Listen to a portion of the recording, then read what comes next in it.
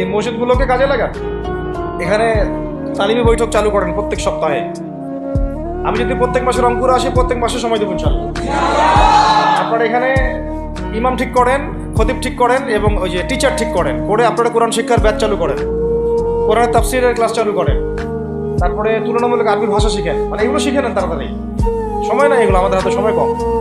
এগুলো আজকে থেকে 10 বছর আগেই শেখা উচিত ছিল, তাই না? কিন্তু আমাদের এই সেকুলার শিক্ষা ব্যবস্থা আপনার জীবন থেকে 20 বছর কেড়ে নিয়েছে। 20 বছর পড়াশোনা করার পরে আমি চ্যালেঞ্জ করতেছি যে লাখ লাখ টিচারকেও যদি আপনি কোরআন তেলাওয়াত ধরেন সহি বলতে পারেন, অথচ তারা জাতির শিক্ষক হয়ে বসে আছে।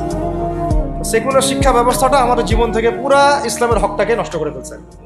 আপনার অধিকার ছিল যে আপনি একজন স্কুলের স্টুডেন্ট, আপনি কোরআন পড়তে পারবেন। আপনি একজন কলেজের স্টুডেন্ট, আপনি কোরআনের তাফসীর করতে পারবেন। আপনি একজন ইউনিভার্সিটি পাস করেছেন, আপনি হাদিসও পড়তে পারবেন, এবারও তো দিতে পারবেন, এরাও দিতে পারবেন। এটা আপনার হক ছিল, কিন্তু এই হকটা নষ্ট করছে কারা? এই সেকুলার শিক্ষা ব্যবস্থা নষ্ট করে ফেলছে। এখন তো কিছু করার নাই।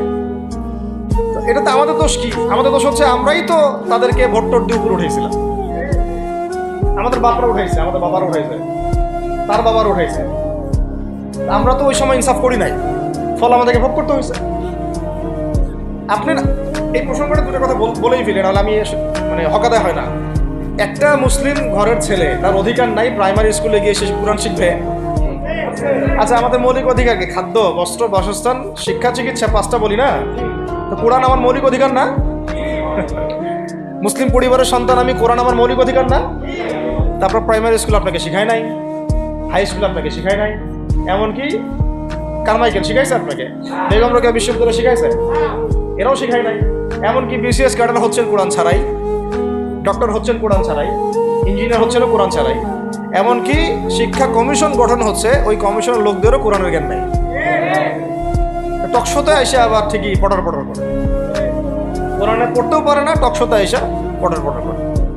এই তো বিগত 10 বছর তো টকশোর বছর ছিল, খালি টকশো, দেখেন নাই? আলোচনা একটা ন্যারেটিভ তৈরি করা হচ্ছিল, ইসলাম নিয়ে যারাই কথা বলবে এরাই জঙ্গি, এরাই মৌলবাদী, এরাই সন্ত্রাসী।